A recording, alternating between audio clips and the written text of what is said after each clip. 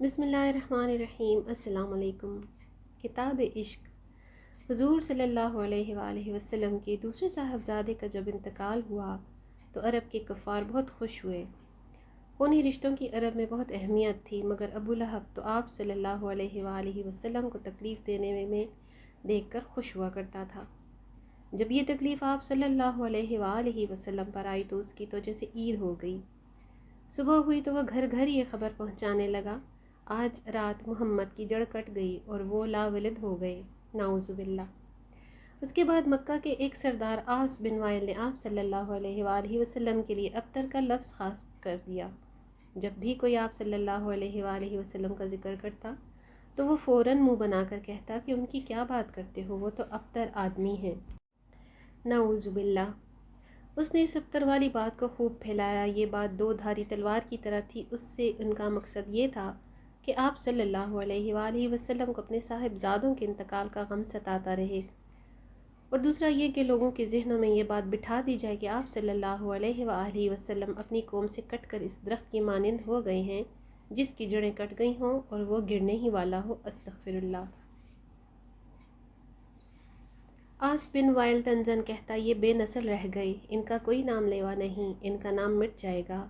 مسلمان جدھر سے گزرتے تو کفار ابتر ابتر کہہ کر ان کا مذاق اڑاتے، جس سے مسلمانوں کو بہت تکلیف ہوتی۔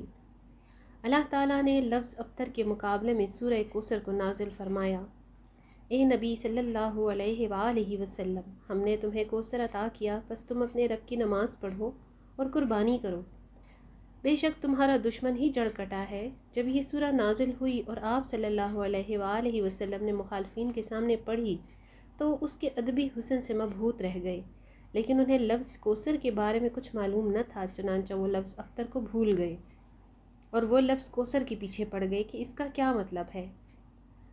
لوگ ایک دوسرے کو پوچھنے لگے کہ یہ کوثر کیا ہے۔ لوگ ماہرین کلام کے آگے پیچھے پھرنے لگے۔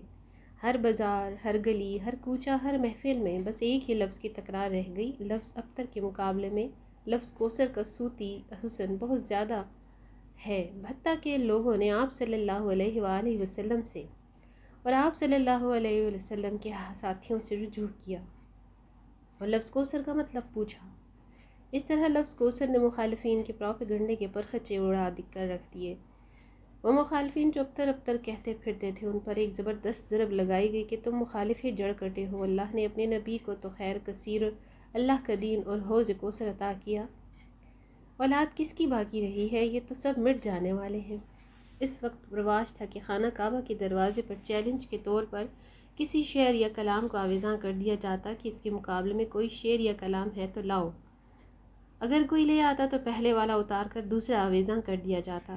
مسلمانوں نے بھی سورہ کوثر کے اعجاز و اثر کو دیکھ کر خانہ کعبہ کے دروازے پر آویزاں کر دیا۔ اس چیلنج کا جواب دینے کے لیے بہت جوش و خروش پیدا ہوا اور اس کے بدلے کوئی کلام لانے پر خوب زور لگایا، مگر بے سود۔ آخر عاجز آ کر کہنے لگے کہ یہ انسان کا قول نہیں ہے، دیکھا آپ نے کہ اللہ نے آپ صلی اللہ علیہ وآلہ وسلم کے دشمن کا کیسے منہ توڑا اور ان کو ذلیل کیا۔ انشاءاللہ آج بھی یہ دشمن اور چیلنج کرنے والے منہ کی کھائیں گے اور ذلیل ہوں گے، بے نام و نشان رہ جائیں گے، اور ان کی آنے والی نسلیں ان کا انجام دیکھ کر کانوں کو ہاتھ لگائیں گی۔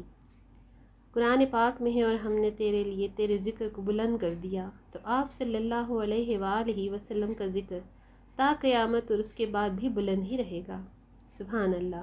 ویڈیو اچھی لگے تو شیئر کیجیے گا لازمی۔ اگلی ویڈیو تک اللہ حافظ۔